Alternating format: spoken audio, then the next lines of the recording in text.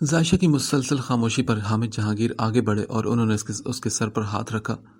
وہ سب اس وقت ظاہشہ کی حالت کو سمجھ سکتے تھے۔ پھر انہوں نے کہا، ظاہشہ بچے، جواب دینا آپ۔ ان کی آواز پر ایک آنسو ظاہشہ کی آنکھ سے ٹوٹ کر اس کے گال پر پھسلا تھا۔ یہ جو بھی ہو رہا تھا اس کی سمجھ سے باہر تھا، پر وہ ان سب لوگوں کا دل نہیں توڑ سکتی تھی جنہوں نے اتنے مان سے اسے بیٹی مانا تھا۔ اس کی ہر خواہش کو اس طرح سے پورا کیا تھا کہ اسے طالب مراد کی کمی بالکل محسوس نہیں ہوتی۔ شاید طالب مراد بھی اس کے لیے اتنا نہ کر پاتے جتنا ان سب نے کیا تھا۔ تبھی اس کے کانپتے ہونٹوں سے الفاظ ادا ہوئے، قبول ہے، قبول ہے۔ اس کے آنسوں میں روانی آ گئی تھی۔ ایک سوال ذہن کے دریچوں پر ہتھوڑے کی طرح برس رہا تھا کہ کون تھا یہ شخص جسے وہ اپنے سارے حقوق سونپنے جا رہی تھی، جسے وہ اپنا مجازی خدا مان رہی تھی، جس کے ساتھ اسے ساری زندگی گزاری تھی، جس رشتے کی بنیاد ہی جھوٹ پر تھی، وہ کتنا مضبوط ہو سکتا تھا۔ اپنی آنکھیں سختی سے بند کر کے اس نے کھولی اور آخری مرتبہ کہا، قبول ہے۔ پھر اس نے دیکھا تو اس کی گود میں نکاح نامہ رکھا تھا۔ سب کچھ دھندلا سا تھا، بالکل اس کے مستقبل کی طرح۔ اس نے آنکھوں کو جھپک کر آنسو کے پیچھے دھکیلا تو سب صاف ہو گیا، پر کیا اس کے مستقبل کی دھن بھی صاف ہو جائے گی؟ پھر ظاہشہ نے پین اٹھایا، پر اس کے ہاتھ بھی اتنی شدت سے کانپ رہے تھے کہ پین بار بار گر جاتا۔ سیرت مراد نے گلاس میں پانی ڈال کر چادر کے نیچے سے اسے چند گھونٹ پلائے تو اس کی حالت کچھ بہتر ہوئی۔ نکاح نامے پر سائن کرتے ہوئے وہ خود کو بس ایک بات باور کروا رہی تھی کہ دیان حیدر، تمہیں میرے ہر سوال کا جواب دینا ہوگا۔ نکاح کے بعد ایک ایک کر کے سبھی مرد برائیڈل روم سے نکل گئے۔ سیرت مراد ظاہشہ کو گلے لگا کر رو پڑی۔ وہ بھی اتنی دیر سے ضبط کر رہی تھی، سہارا پاتے ہی رو پڑی۔ بطول حیدر نے آگے بڑھ کر دونوں کو علیحدہ کیا۔ سیرت، بس کر دو۔ ان کے کمرے سے چند قدموں کے فاصلے پر اسٹیج پر بیٹھا دیان حیدر بھی اب قبولیت کے لمحات سے گزر رہا تھا۔ نکاح کے وقت صرف لڑکیاں ہی نہیں بلکہ لڑکے بھی ایک مشکل وقت سے گزرتے ہیں۔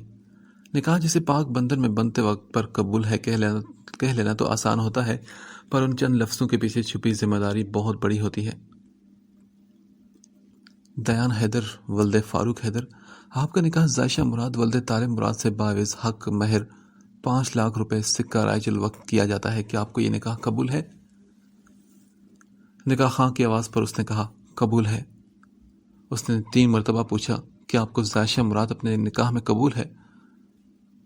ہاں، قبول ہے مجھے۔ آخر کے جملے ادا کرتے اس کے ہونٹوں پر مسکراہٹ آ گئی تھی اور اندر تک سکون اترتا محسوس ہوا۔ اس نے ظاہشہ مراد کو پا لیا تھا اور اب وہ صرف اس کی تھی، صرف اور صرف دیان کی۔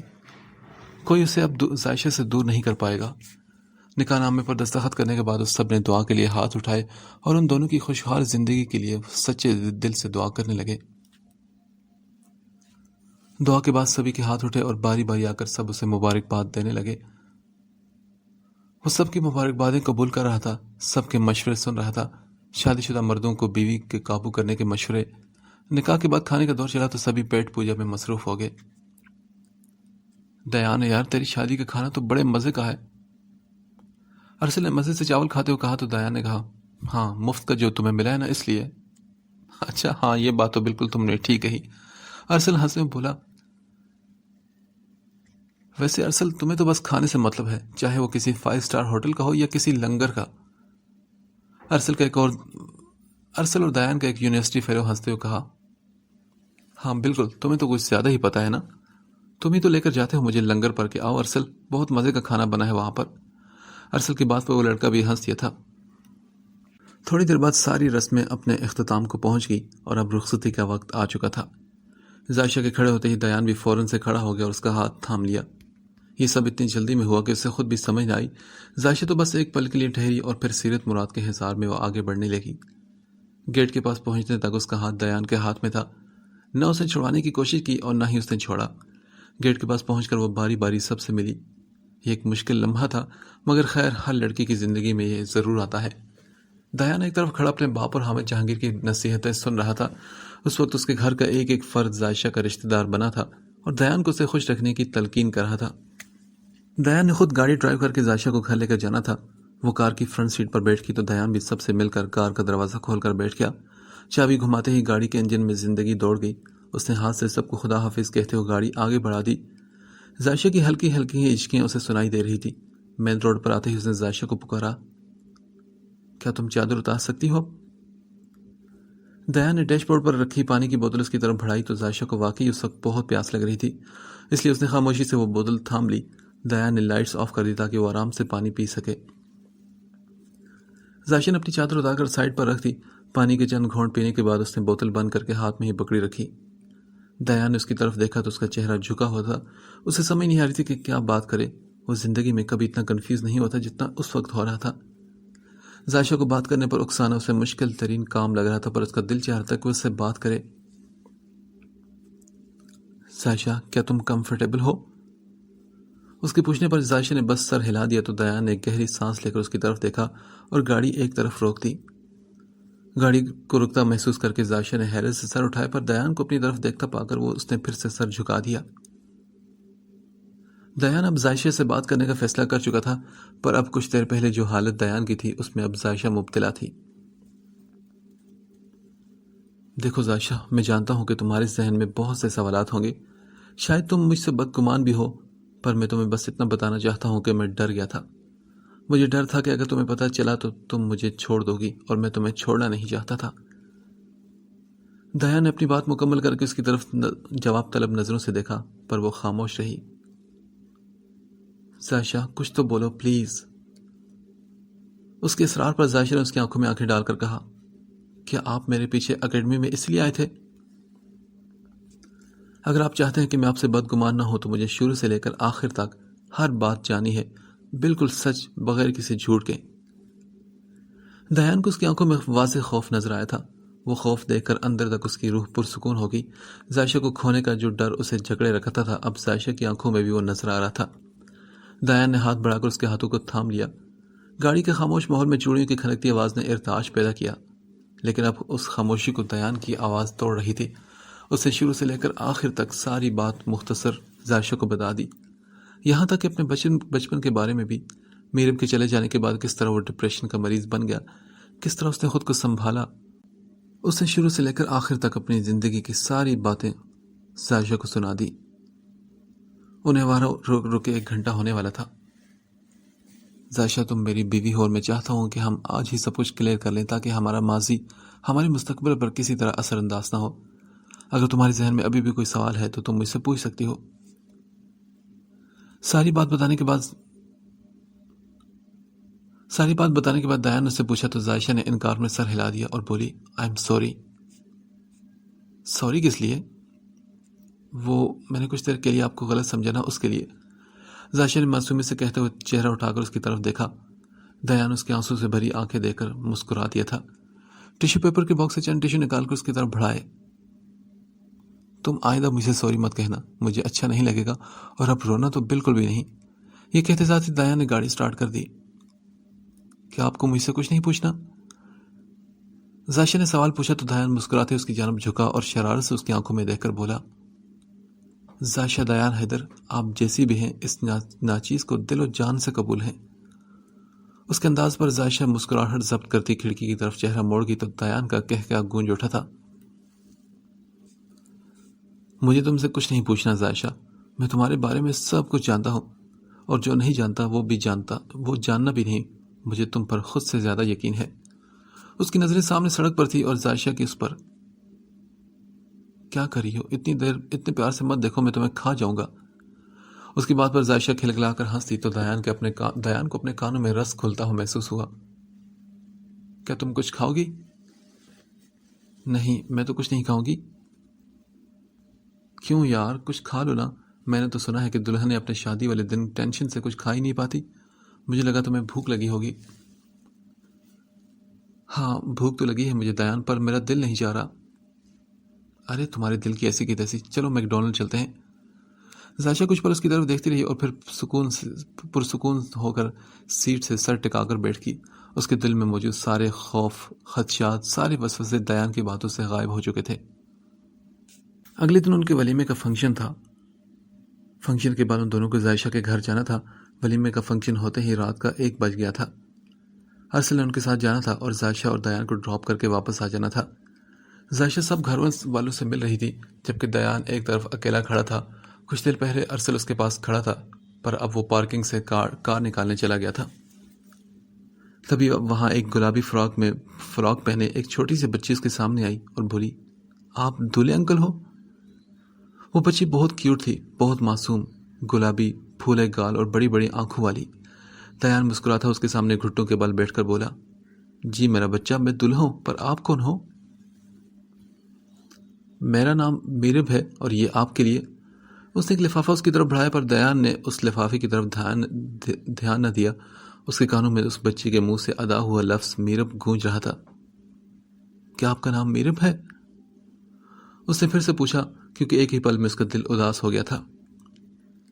جی انکل، میرا نام میرب ہے اور آپ یہ لے لینا، اس لڑکی نے جلدی سے کہا تو وہ لفافہ اس کے ہاتھ میں پکڑا کر وہاں سے بھاگ گئی۔ دیان گہری سانس لے کر اٹھ کھڑا ہوا اور پھر بغیر اس لفافے کو کھولے اس نے اپنے کوٹ کی اندرونی جیب میں ڈال دیا۔ تبھی ارسل گاڑی لے آیا تھا۔ وہ آگے فرنٹ سیٹ پر بیٹھ گیا۔ پیچھے زائشہ اور سیرت مراد تھی جو آہستہ آواز میں ایک دوسرے سے باتیں کر رہی تھی۔ دیان بائیں ہاتھ کی مٹھی ہونٹوں پر رکھے کھڑکی کے باہر دیکھ رہا تھا۔ اس کے ذہن میں سوچوں اور خیالات کا ایک سیلاب بہہ رہا تھا۔ آس پاس موجود آوازیں سرگوشی میں تبدیل ہوتی گئی اور سامنے نظر آتا سیاہ شیشہ ماضی کی ایک یاد میں تبدیل ہو گیا۔ اب آپ چلی جائیں گی یہاں سے؟ دیان ہاتھوں کے پیالے میں چہرہ گرائے اداسی سے میرو کو دیکھ کر بولا جو پیٹ پر اپنے کپڑے پھیلائے بیٹھی تھی۔ ہاں غازی، میں یہاں سے چلی جاؤں گی۔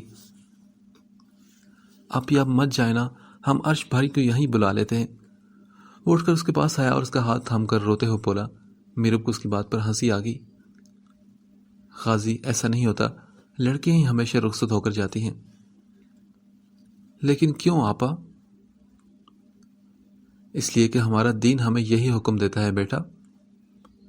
مگر آپا، آپ نے تو کہا تھا کہ ہمارا دین محبت کا دین ہے، پھر وہ آپ کو مجھ سے دور کیوں کر رہا ہے؟ دیکھو غازی، تم ابھی چھوٹے ہو، ان باتوں کو سمجھ نہیں سکتے۔ جب تمہاری شادی ہوگی نا تو تب تمہیں پتہ چلے گا۔ میرے نے اسے سمجھانے والے انداز میں کہا تو وہ بولا، اگر ایسی بات ہو پھر میں نے شادی ہی نہیں کرنی۔ کیوں شادی کیوں نہیں کرنی؟ میرب نے ہنستے سے پوچھا تو وہ بولا، بس نہیں کرنی نا، میں نے کہہ دیا۔ وہ ضدی انداز میں کہہ کر چہرہ موڑ گیا، پھر کچھ دیر اداس چہرے کے ساتھ بولا، پر آپی میں آپ کے بغیر کیسے رہوں گا؟ غازی، ایک بات یاد رکھنا، زندہ رہنے کے لیے انسان ضروری نہیں ہوتے، صرف اللہ ضروری ہوتا ہے۔ تمہارا جب بھی دل چاہے مجھ سے ملنے کا تو تم اللہ سے کہنا، وہ مجھے بتا دیں گے اور میں تم سے ملنے آ جاؤں گی۔ اوہ ریئلی آپی؟ واو، مطلب ہارٹ ٹو ہارٹ کنیکشن ہو گئے یہ تو۔ غازی، تم نے کہاں سے یہ بات سیکھی؟ میرب نے حیرت سے آنکھیں پھاڑ کر اس کی طرف دیکھا تو وہ بولا، آپی کل ماما ٹی وی پر ایک ڈرامہ دیکھ رہی تھی، اس میں ایک لڑکا لڑکی کو کہہ رہا تھا کہ تم جب بھی مجھے بلاؤ گی میں آ جاؤں گا کیونکہ میرا دل تم سے جڑا ہے، اور آپ نے بھی تو ابھی یہی کہا نا کہ آپ کو پتہ چل جائے گا، اس کا مطلب تو یہی ہوا نا، heart to heart connection.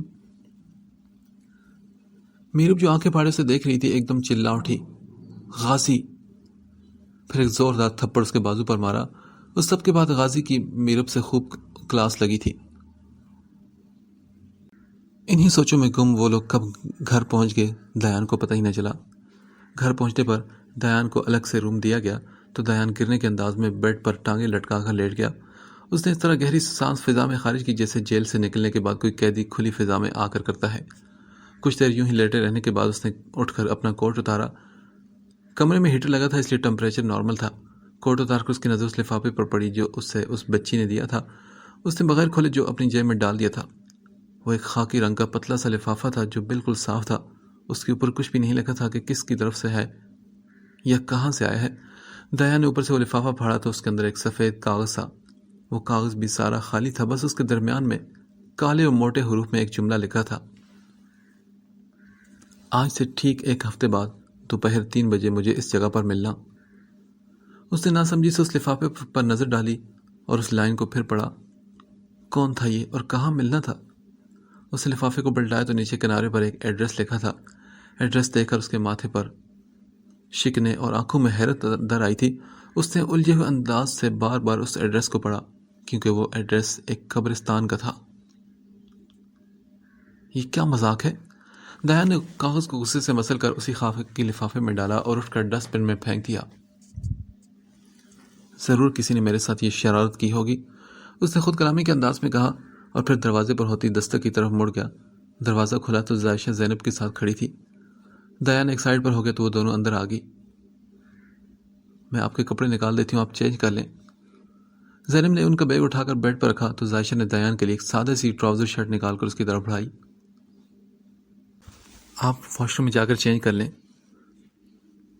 Wash room? دیان نے سوالی نظروں سے پوچھا اور پھر زینب کے اشارہ کرنے پر اس کے پیچھے کمرے سے نکل گیا۔ عائشہ پیچھے دروازہ بند کر کے خود چینج کرنے لگی۔ یہ رہا واش روم، تھوڑا چھوٹا ہے پر زینب کا اشارہ اس کے لمبے قدم اور واش روم کی چھوٹی چھت کی طرف تھا تو وہ فوراً بولا، کوئی مسئلہ نہیں زینب، میں ایڈجسٹ کر لوں گا۔ پھر وہ واش روم میں گھس گیا۔ واش روم کی چھت کافی چھوٹی تھی اور دیان کو جھک کر کھڑا ہونا پڑ رہا تھا۔ کپڑے چینج کر کے وہ باہر آیا اور پاس بنے سینک سے ہاتھ منہ دھونے لگا۔ ہاتھوں کے پیالے میں پانی بھرتے ہی ٹھنڈ کی ایک لہر اس کے پورے وجود میں گزری۔ جلدی جلدی ہاتھ منہ دھو کر اس نے تولی کے تلاش میں ارد گرد نظریں گھمائی تو صحن میں کوئی نہیں تھا۔ ویسے ہی گیلے چہرے کے ساتھ کمرے میں آ گیا۔ عائشہ بیڈ پر بیٹھی اپنے بال سلجھا رہی تھی۔ ڈریس ایک طرف کرسی پر رکھا تھا، وہ اس وقت سادہ سے سوٹ پہنے ہوئی تھی۔ بہت ٹھنڈ ہے یار۔ دیان دروازہ بند کر کے بیڈ پر آ کر بیٹھ گیا تو وہ بولی، ہاں ٹھنڈ تو واقعی بہت ہے۔ کیا کر رہی ہو تم؟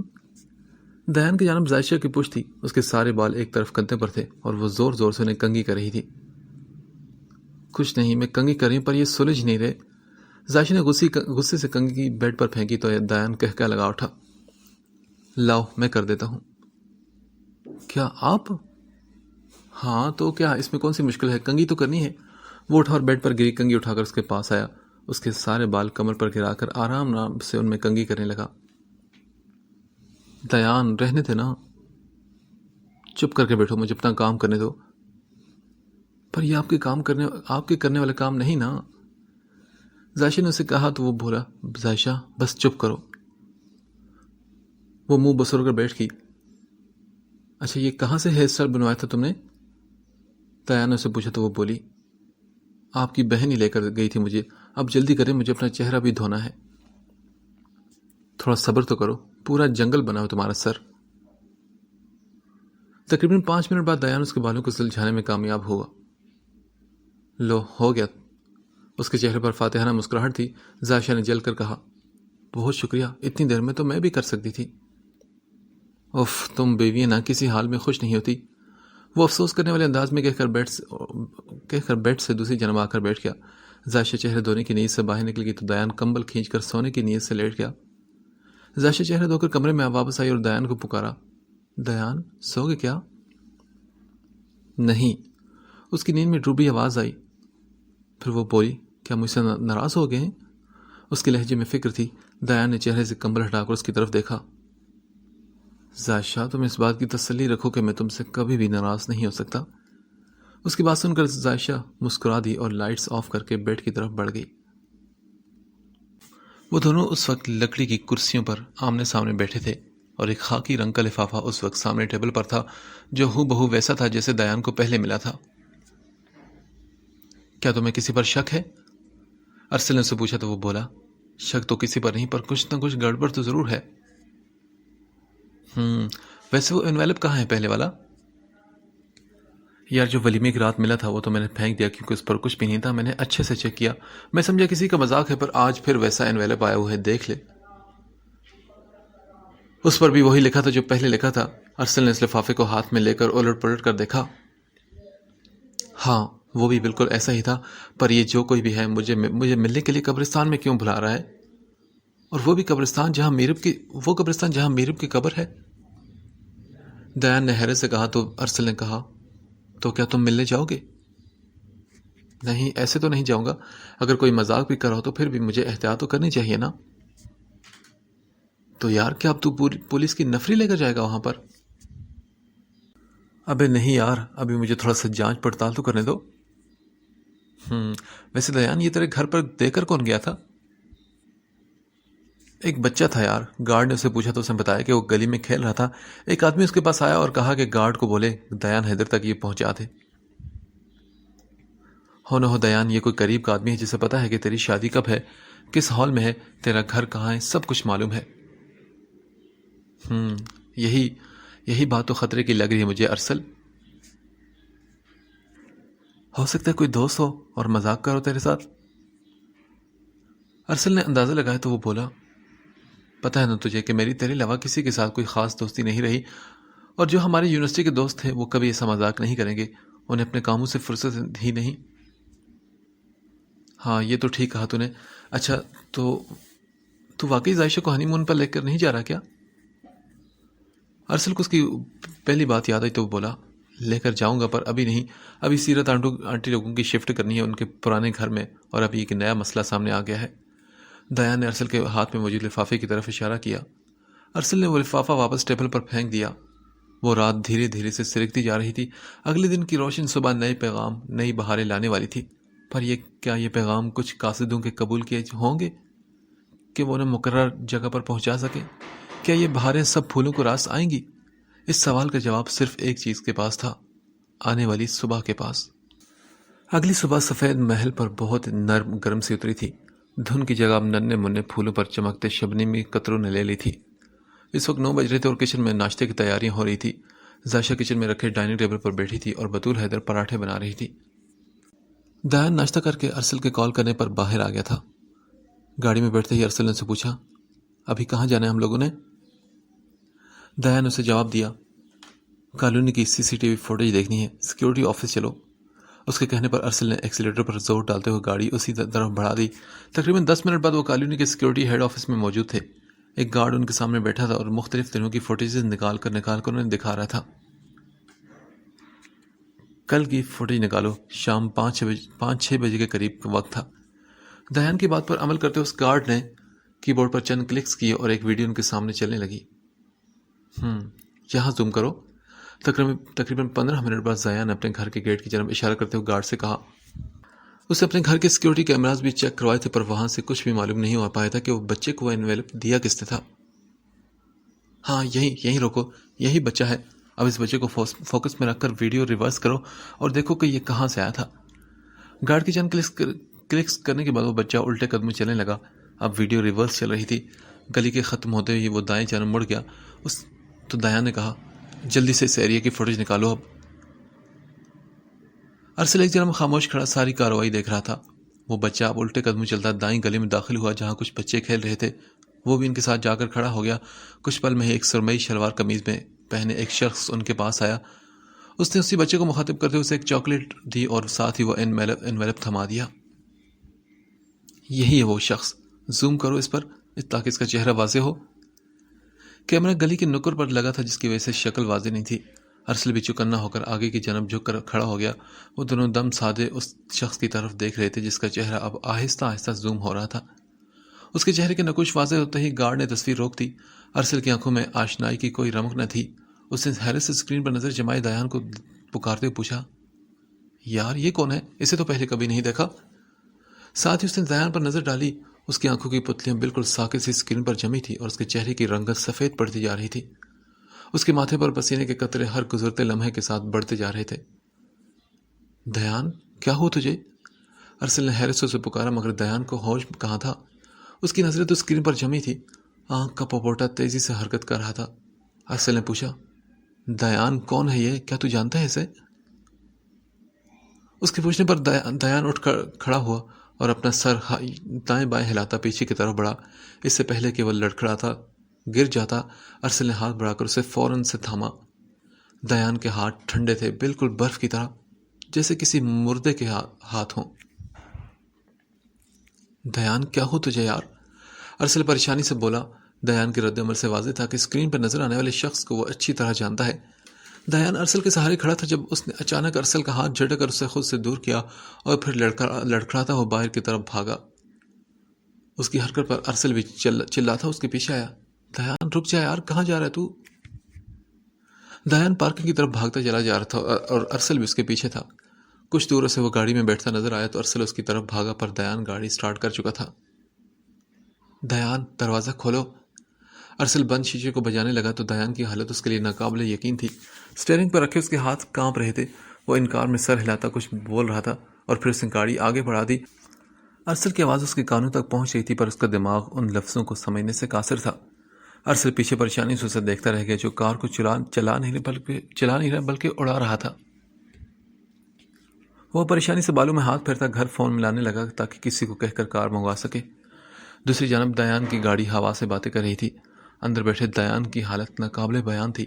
اس کی رنگت سفید تھی، چہرہ پسینے سے تر تھا، ہاتھوں کی کپ کپاہٹ صاف ظاہر تھی۔ وہ آنکھوں کو بار بار جھپکتا سڑک پر نظر جمائے تھا۔ کتنی بار اس کا ایکسیڈنٹ ہوتے ہوتے بچا، پر اس کے دماغ میں صرف ایک چیز گھوم رہی تھی، اس شخص کا چہرہ۔ آس پاس سے گزرتے لوگ اس کی اتنی ریش ڈرائیونگ پر اسے باتیں سنا رہے تھے۔ اس نے کافی سگنلز بھی توڑے، پر اسے کوئی پرواہ نہیں تھی۔ 15 منٹ بعد اس نے گاڑی اسی قبرستان میں روکی جہاں میرب کی قبر تھی۔ اس کا فون ڈیش بورڈ پر پڑا مسلسل بج رہا تھا، پر وہ تو جیسے بہرا ہو گیا تھا۔ لڑکھڑاتے قدموں سے وہ گاڑی سے اترا اور اندر کی طرف بڑھ گیا۔ چند قدموں کا فاصلہ طے کر کے وہ ایک قبر کے پاس آ کر رکا۔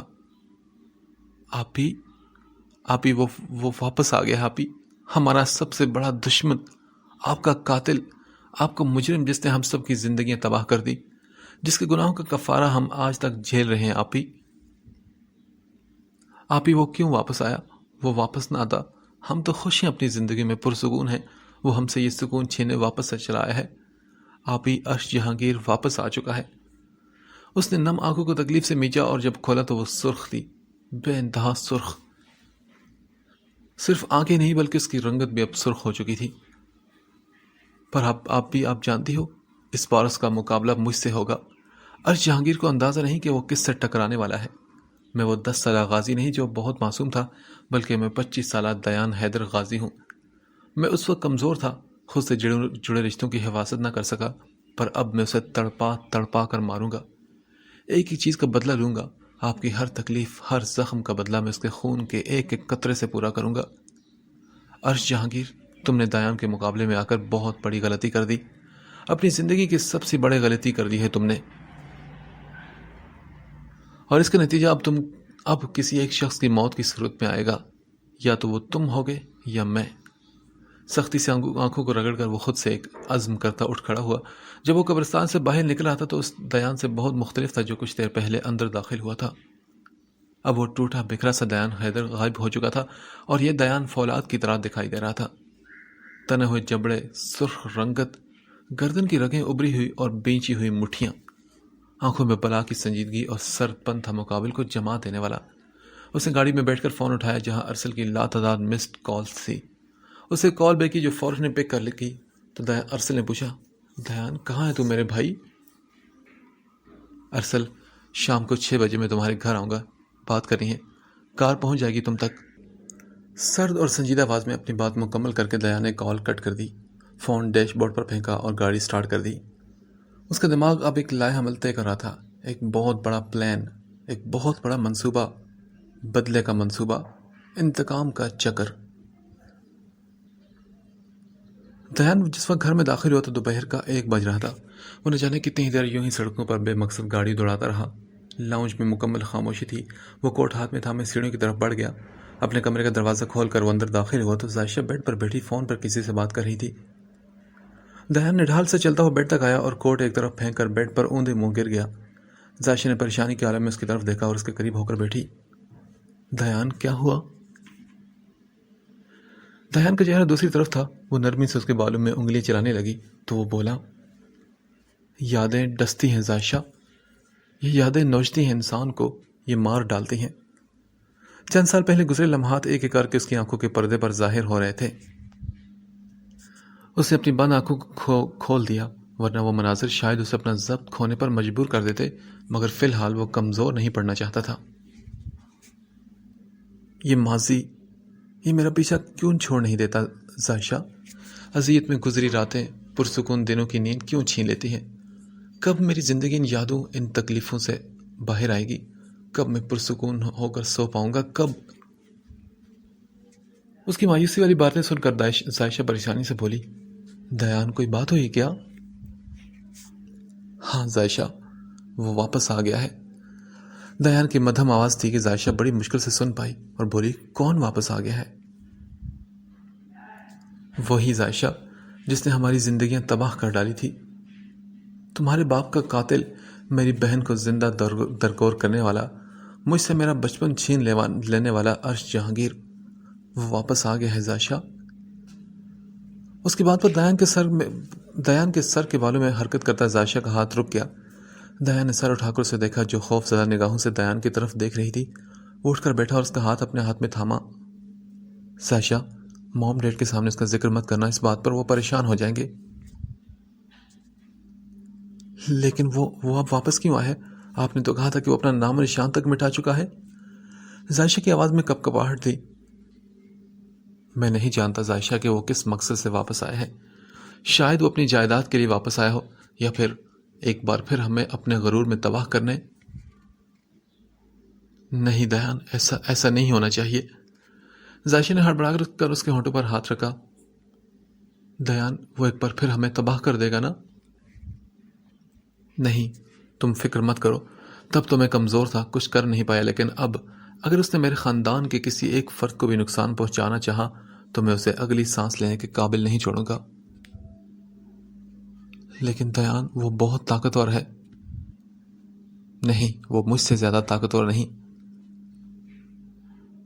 آپ کیا کرنے کا سوچ رہے ہیں دیان؟ ذائشہ نے گھبراتے ہوئے پوچھا۔ ان کی پرسکون زندگی میں ایک اور پتھر نے آ کر حرکت پیدا کر دی تھی۔ اس کا دل کسی انہونی کے احساس سے دھڑک اٹھا تھا۔ بے انتہا خوف نے ذائشہ کو اپنے احاطے میں لے لیا تھا، مگر دیان کے چہرے پر ایک پر اسرار مسکراہٹ آ گئی اور وہ بولا، انتقام؟ کس کا انتقام؟ میری بہن کا، اور کس کا؟ میں نے خود سے وعدہ کیا تھا ذائشہ کے میرب کا بدلہ لینے کے لیے، میں عرش کو اس کے گناہوں کی سزا دینے کے لیے مجھے خود کو بھی نقصان پہنچانا پڑا تو میں پیچھے نہیں ہٹوں گا۔ دیان، آپ یہ کیسی باتیں کر رہے ہیں؟ ذائشہ نے حیران ہو کر پوچھا تو دیان نے مسکراتے ہوئے پوچھا، کیسی باتیں؟ اس کے دل کا غبار نکل چکا تھا، وہ شوق کے پہلے فیض سے نکل آیا تھا اور اب اس کا دماغ قدرے پرسکون تھا۔ کیا آپ کو یہ سب مذاق لگ رہا ہے؟ یہاں میرا دل بند ہو رہا ہے۔ دیان، آپ ایسا کریں کہ اسے پولیس کے حوالے کر دیں۔ نہیں ذائشہ، تم ان چکروں میں مت پڑو، یہ میری جنگ ہے اور مجھے معلوم ہے کہ یہ کیسے لڑنی ہے۔ لیکن اگر اس نے آپ کو نقصان پہنچایا تو؟ ہاں تو کیا ہو جائے گا؟ یار، زیادہ سے زیادہ مر جاؤں گا نا، پر اس انسان سے اپنا بدلہ تو میں ضرور لوں گا۔ دیان، یہ کیا کہہ رہے ہیں آپ؟ ذائشہ کی آنکھوں میں فوراً آنسو آ گئے۔ آپ یہ کیسے کہہ سکتے ہیں؟ یہ سب آپ نے کہا تھا کہ آپ مجھے کبھی تکلیف نہیں دیں گے، اور آپ کہہ رہے ہیں کہ میں خود موت کے کنویں میں چھلانگ لگانے جا رہا ہوں؟ یہ تھی آپ کی محبت؟ وہ ہاتھوں میں چہرہ چھپا کر رو دی تو دیان کی باتوں نے اس کی روح فنا کر دی۔ ذائشہ کے رونے پر وہ ایک دم پریشان ہوا اور فوراً سے اس کے چہرے سے ہاتھ اٹھائے۔ ذائشہ میری جان، میں نہیں ہٹ سکتا اس سب سے پیچھے۔ وہ انسان خود میرے سامنے آیا ہے، میں یہ موقع ہاتھ سے جانے نہیں دے سکتا۔ اس سے پہلے کہ وہ مجھ پر ہاتھ ڈالے، میں اسے ہر لحاظ سے تباہ کر دینا چاہتا ہوں۔ اور تم فکر مت کرو، کچھ نہیں ہوگا۔ وہ اتنا خطرناک صرف اس وجہ سے ہو گیا کیونکہ ہم نے اسے اجازت دی تھی، اس کا مقابلہ کرنے کی کوشش نہیں کی۔ پر اب اگر میں اسے کمزور سمجھوں گا، میں اسے کمزور نہیں سمجھوں گا تو طاقتور بھی نہیں سمجھوں گا۔ وہ میرا کچھ نہیں بگاڑ سکتا ذائشہ، اور نہ ہی وہ مجھے کچھ نقصان پہنچا سکتا ہے۔ آپ ایسا کیسے کہہ سکتے ہیں؟ وہ آپ کو کوئی نقصان نہیں پہنچائے گا؟ ذائشہ نے پوچھا تو وہ بولا، دیکھو ذائشہ، یہاں سے چلے جانے سے پہلے اس کی آخری ملاقات مجھ سے ہوئی تھی، اور اس نے کہا تھا کہ میں وہ واحد انسان ہوں جس نے اس سے نفرت نہیں کی۔ اسے ابھی بھی یہی لگتا ہے کہ جس کی وجہ سے اس نے صرف مجھ سے رابطہ کیا، حالانکہ سمینہ آنٹی میرے سے بہتر مہرہ ثابت ہو سکتی تھی۔ اس لیے اسے ابھی یہ یقین ہے کہ میں اس کی مدد کروں گا یا شاید اسے معاف کر دوں گا، پر وہ نہیں جانتا کہ اب اگر اس پوری دنیا میں کوئی شخص اس سے شدید نفرت کرتا ہے تو وہ صرف دیان حیدر ہے۔ وہ غازی تھا جو عرش جہانگیر سے محبت کرتا تھا، پر دیان حیدر کو تو اس سے شدید نفرت ہے۔ دیان، بس کر دیں پلیز، آپ کی باتیں مجھے خوف زدہ کریں۔ آپ اس سب سے پیچھے ہٹ جائیں، کرنے دیں اسے جو بھی کرتا ہے، پلیز آپ خود کو اس سے دور رکھیں۔ یہ کیسی باتیں کر رہے ہو ذائشہ؟ یہ معاملہ مجھ سے شروع ہوا اور مجھ پر ختم ہوگا، میں چاہ کر بھی اس سب سے باہر نہیں نکل سکتا۔ مگر دیان، میں آپ کو کھونا نہیں چاہتی۔ عرصے بعد مجھے محسوس ہوا کہ مرد کا سہارا کیسا ہوتا ہے، ایک عورت کے لیے مرد کس قدر ضروری ہوتا ہے۔ میں پہلی بار چاہے جانے کے جذبے کو محسوس کر رہی ہوں، تو آپ ایسا کیسے کر سکتے ہیں میرے ساتھ؟ میں نے پہلے ہی بہت محرومیاں دیکھی ہیں۔ دیان، مجھے کوئی نئی محرومی مت دیجیے گا، مجھے آپ کو نہیں کھونا، پلیز آپ یہ بند کر دیں، سب کچھ مت کریں۔ اللہ آپ کا بدلہ لے گا نا، آپ خدا پر بھروسہ رکھیں، وہ آپ کو کبھی مایوس نہیں کرے گا، مگر پلیز خود میدان جنگ میں آپ مت اتریں۔ زائشہ بے تحاشا روتے ہوئے اس سے التجا کر رہی تھی اور دیان بے بسی سے اسے دیکھنے لگا۔ ابھی تو جنگ شروع بھی نہیں ہوئی تھی کہ زائشہ نے اس کے پاؤں جکڑ لیے تھے۔ دیان نے اس کی کسی بات کا جواب دیے بغیر نرمی سے اس سے آگے بڑھ کر گلے لگا لیا۔ اب وہ رو رہی تھی اور دیان اسے چپ کروا رہا تھا۔ وہ اپنے مقصد سے پیچھے ہٹنے والا نہیں تھا، یہ بات تو طے تھی۔ زائشہ کا کہنا تھا کہ وہ اللہ پر بھروسہ رکھے، اور آج ہی تو اس کا بھروسہ خدا پر پختہ ہوا تھا۔ ساری زندگی اس نے بس یہی دعا مانگی تھی کہ بس ایک بار اس کا عرش جہانگیر کا سامنا ہو جائے، تاکہ اسے جواب مانگ سکے کہ اس کے گناہوں کا اسے احساس دلا سکے۔ دیان کو یقین تھا کہ زائشہ آج نہیں تو کل اسے سمجھ جائے گی۔ تبھی زائشہ نے سر اٹھا کر اس سے پوچھا، دیان، کیا آپ اسے مار دیں گے؟ نہیں، میں ایسا کچھ نہیں کروں گا۔ میں کسی کا قتل کبھی نہیں کروں گا، پر میں اسے سزا تو ضرور دوں گا۔ کیسی سزا؟ ہاں، اب یہ تو وقت ہی بتائے گا زائشہ۔ دیان، آپ مجھ سے وعدہ کریں کہ آپ کچھ بھی غلط نہیں کریں گے اور ہر لحاظ سے خود کو پروٹیکٹ کریں گے۔ جانتے بوجھتے آپ کبھی بھی آگ میں نہیں کودیں گے، وعدہ کریں مجھ سے۔ زائشہ نے اپنی ہتھیلی اس کے آگے کی تو دیان نے مسکراتے اس کا ہاتھ تھام لیا۔